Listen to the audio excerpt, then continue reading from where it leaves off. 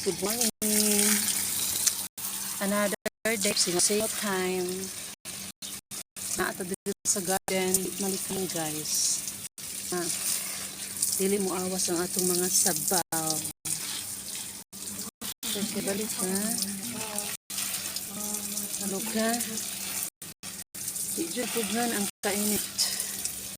Nga, dili man po dili na to buhaton ang atong trabaho kay maman ito ang line up karbuntag manggilig dito sa mga bulak kay para maka inom sa tubig ng mga bulak kay grabe kainit dili tubigan ang bulak tapos makuyot gud sila muna nga kung maluoy ta sa tong sarili dapat pud maluoy ta sa uban. Mura na parehas na sa tao kung maluoy ka sa uban, maluoy po ka sa imong sarili, maluoy po ka sa uban. Basta mura siya.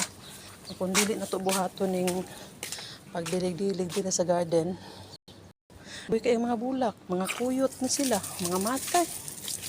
Una nga, ato ano nang yun yung tagaan. Grabe kainit niya.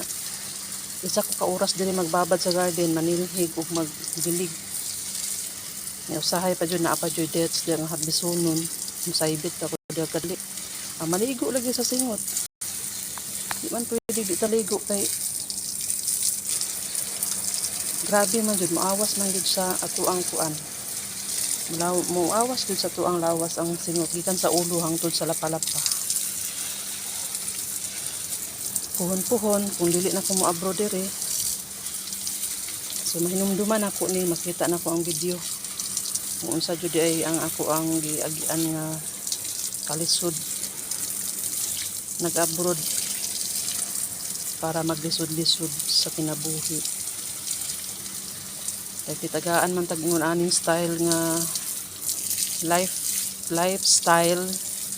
So atuan na lang gid ning barugan kay mo man ni ato ang pirmahan. Pirma bisan asa pirma kay nanimpalad lagi. So kay nanimpalad nya mo man ni ato ang na dangtan sa ba. So ato lang na siyang barugan kay para pag human sa kontrata di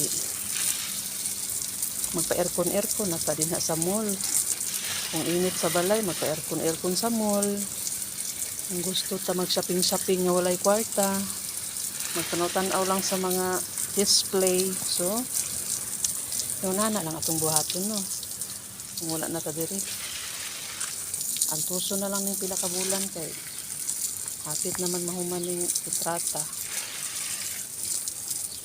So makahinumdom na lang ta sa atong gibuhat diri nga bisan naa sa pugon hala gawas bisan na pugon na hapit hindi pwede mag-inarte kay mo na gihatag